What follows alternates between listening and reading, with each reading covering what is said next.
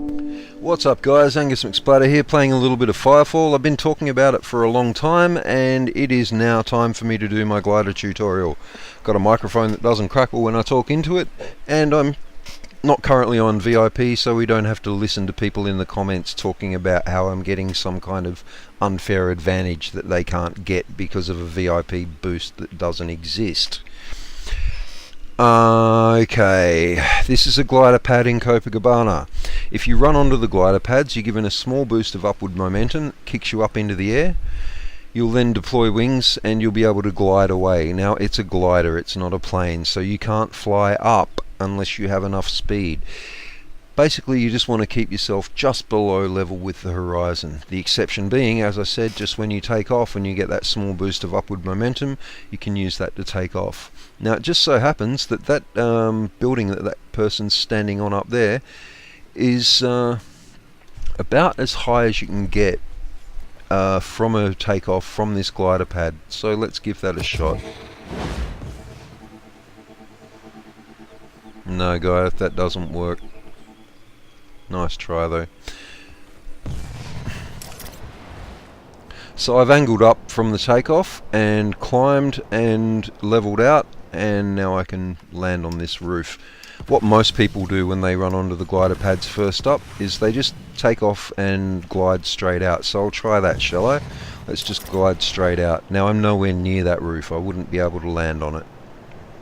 Okay, so you're missing out on about 10 feet of air if you don't angle up from the takeoff. Let's do that again. So it's not an extreme amount of angle up. I've only angled up about about 40 degrees, a bit less than 45 degrees. And that's put me up on the roof. Now you might need to practice that before you can get it every time, but once you can get it every time, every glider pad that you run onto, you'll get an extra 10 feet of height, which means you'll get about an extra 50 feet of gliding distance. Makes a difference. Worth learning to take off properly. Another reason that I take off from up here, another reason that I use that takeoff to land up here is because this is a great place to deploy your own glider pad and glide even further than you can from any of the pads in Copacabana. Now something else that you can use glider pads for is to help you to climb. So this cliff over here, I'm going to go over onto this watchtower.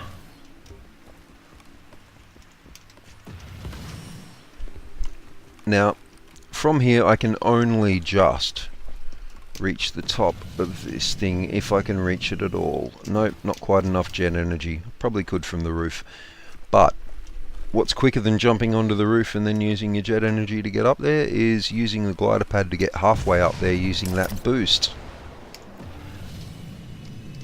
Now what I've done at the end there is I've hit the space bar, which activates my jump jets, cancels out my glider.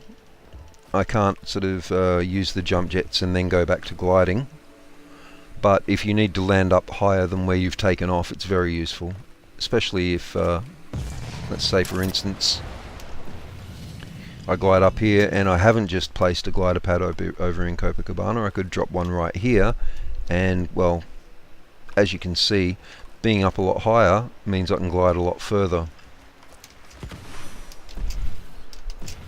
So that's one of the tricks to gliding as well, is all about glider pad placement. You might need to do a little bit of climbing, a little bit of rock hopping, a little bit of jumping, but if you can get to somewhere higher up than where you were to place your pad, do it. While I'm up here, let's talk a little bit about those the glider helpers in the HUD. You can see on the left and right of the screen there's like little white, very thin brackets. They're the glider helpers, and because I'm angled just down from the horizon at the moment, they're happy, they're white, they're not telling me that I'm doing anything wrong. If I was to angle up above the horizon, they would turn yellow, orange or red depending on how steep my angle was. There'd be some little arrows telling me to point back down, and if I didn't pay attention to them, I'd lose a lot of altitude in a stall. So let's jump off this glider pad, head back over to Copacabana.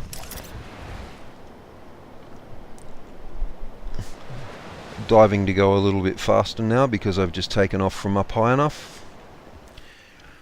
The more altitude you have, the more steep a dive you can put your glide into and still make it a good distance. So the steeper you're diving, the faster you travel over ground. Check that out with the mini-map. So here I am in stable flight, and I'm not moving much faster than walking distance, and you can see that mini-map on the bottom right there. Now if I was to angle down into a bit of a dive, my speed increases. Now again, I'm going to use that jump pad trick to land up here, even though I was lower than that. Something that you want to get used to is sort of picking where you want to land, either to drop your next glider pad or to reach the next pad. Of course, if you're running around with the squad, then one squad member can drop a glider pad, everyone can use it, you can glide to the next location. This next squad member can drop their glider pad and everyone can use that one, and you can very quickly move around the map like that. Much quicker than running or even with an LGV. Reason being, the LGV, if I was to take an LGV from here and want to go over, say, that side of the beach, then I'd have to go around that way or dodge my way through all of that mess of terrain. Much faster to just glide, especially at a bit of a steep glide. Now, I'm using an assault battle frame, and they have some unique abilities which allow them to glide further. I'm just going to trigger them and show you how they work, and then we'll talk about what I'm doing and how to do it yourself. So let's get some altitude.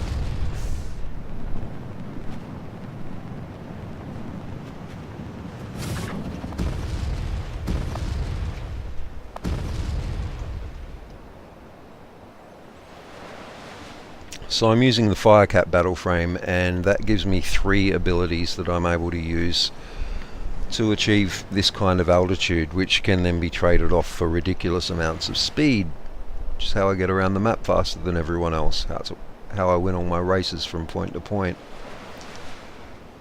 It's how I get to missions faster than other people and have them almost complete by the time they get there, which gets me more experience than it gets them. It's actually worth knowing how to glide really well. So, my FireCat has some abilities, as I was saying. The first 2 that I'm going to talk about are just common assault abilities. You'll get them on the Accord Assault, which means when you start the game and reach, I think, level 6, you should be able to unlock all of these 2 abilities on the Accord Assault. The first is the Afterburner, and you get that at level 2, so check this one out. The second is the assault ability Burn Jets. Now, some people will tell you that burn jets are no good for gliding. Don't listen to those people, because they don't know what they're talking about and they can't glide as well as me. What I'm going to do is I'm going to trigger the burn jets, which admittedly gives you a fairly slow start. Thanks for the truck going past. Admittedly gives you a fairly slow start, which is that person's argument on the forums that they were saying that, yeah, my thing wasn't fast enough, that burn jets is too slow. You can compensate for that by, as soon as you hit the burn jets, immediately hitting the afterburner straight afterwards. So I'm going to use these to climb, which means I'll be using the mouse to aim up. So I'm going to take off, get that first bit of altitude, burn jets, afterburner, climbing, and another afterburner, and then I need to level out. Now, just off that public glider pad, I'm now gliding over the top of the very tall mountain behind Copacabana. That's a ridiculous amount of altitude to gain. That is what I gained from using the burn jets. You couldn't do that with afterburner alone, and that is why burn jets are a critical, absolutely critical ability to use to glide to the best of your ability. So recapping, actually let's talk about that for a little bit. We'll look at burn jets. Okay, so I'm going to examine my burn jets, and you can see that I've added some extra modules. First of all, I've added a recharge module to lower the recharge time. I've also added a module to increase the rate of fire duration, which has given me an extra 1.4 seconds, taking it out to 6.4 seconds, where I can essentially ignore gravity. And the fire patch duration, don't worry about that. That's to do with combat, and it's not really important to gliding.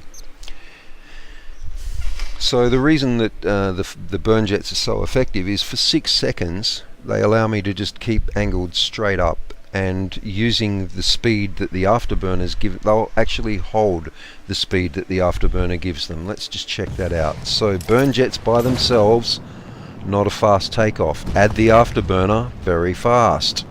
Add another afterburner, and add that final FireCat ability that I use, which I haven't talked about yet and will in a moment. And yeah, there's all my altitude again. Now what I just did then is I pressed the left shift key, and that closed my wings and let me go into a free fall, which when I then release the shift key transfers into a huge amount of speed over the ground. It's a great way to travel really quickly, especially if you're running an assault battle frame and getting that extra altitude from your launches.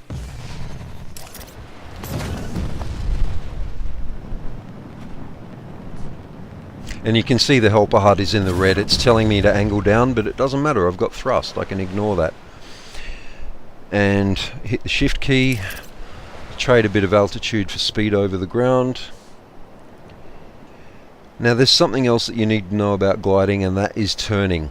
The faster you're going, the harder it is to turn. So if I try to turn too fast while I'm going fairly quickly, nothing happens. No, I'm not going fast enough. I'll need to wait for my afterburner to come back on. Won't be a second. 4 seconds. 1. Burn jets afterburner, and you can see I angle up, burn jets afterburner, like that. Angle up, burn jets afterburner. Bang, bang, bang. Quick. So now that I've got all this speed, I can show you what I was talking about with turning.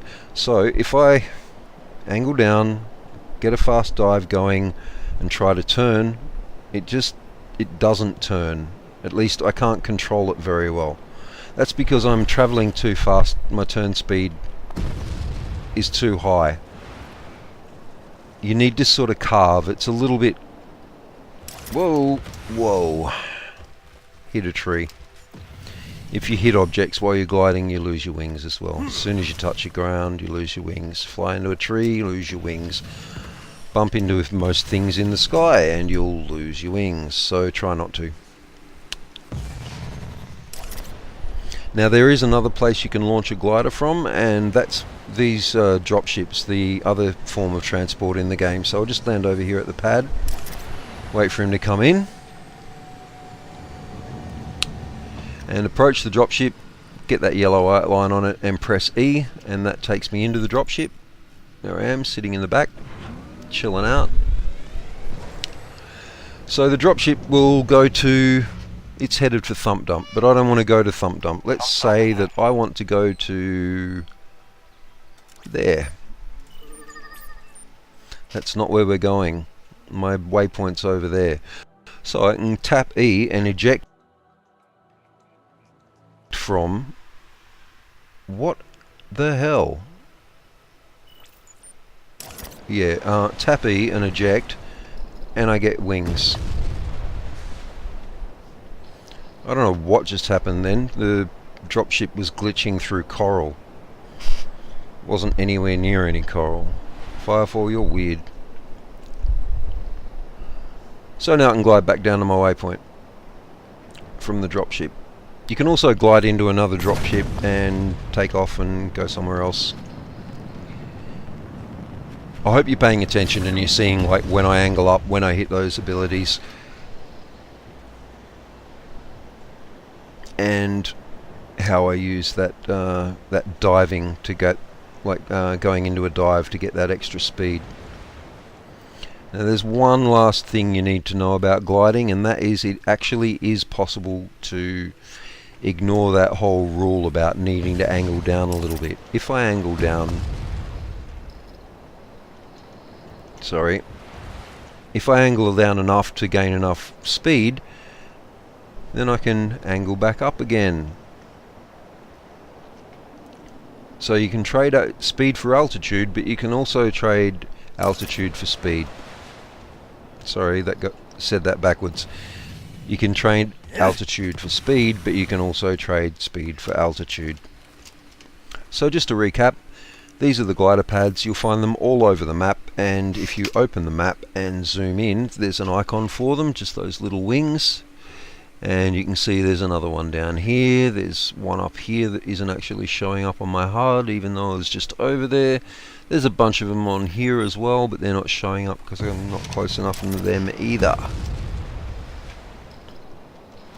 Not important.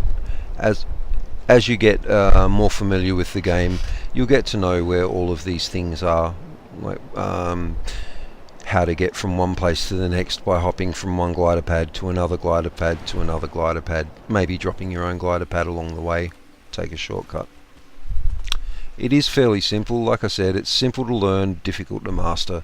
So the more time you spend gliding, the more time you spend practicing that takeoff, the more time you spend experimenting with turn speed and rate of climb and how long you can dive for and how these abilities work for you, the better you're going to get at gliding. And like I mentioned earlier, the better you are at gliding, the faster you can move around the map. The faster you can move around the map, the quicker you can get to places where you can get experience. So that's why it's useful. There are other quick travel options in the game. We've already had a look at the transportation dropships. There's arc porters, which are basically teleporters, but they're only point to point, and they're fairly limited in like their locations. Like I couldn't, for instance, use an arc porter to get from here down to here. That's not going to happen. There's an arc There's an arc porter located here that will take me up into this section of the map, and things like that, and one over to Hawaiian Islands, Devil's Tusk is what that's called. So I hope that's been helpful. I hope you've learned something, and I hope that you do get into the game and practice a little bit with the gliding. Really does sort of add a lot to the game. There's so much fun to be had up here, and it's an element of the game that's overlooked by a lot of people who just come here for the run and gun shooting. Those people are missing out. Seriously missing out. They're missing out on experience points. They're missing out on content because they're getting to it slower, and other people are finishing it before they can get there. Even things like random events that will pop up that have timers on them, and you need to get to them really quickly. You know, like major content, like Orbital Com Tower over in Sertau, or the Skybridge, Skydock content that happens here in Coral Forest. All of that stuff happens on timers, and the faster you can get there, the better. And that's where gliding comes into its own. The best and fastest way to travel, I will admit, is a combination of gliding and using your LGVs, your light ground vehicles. You may not have one of them. You might have missed the opportunity to get one at the second login.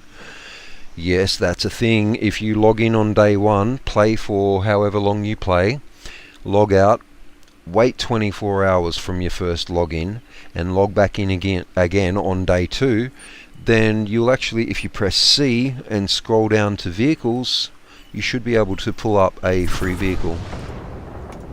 A lot of people miss out on that because you have to get it on day two.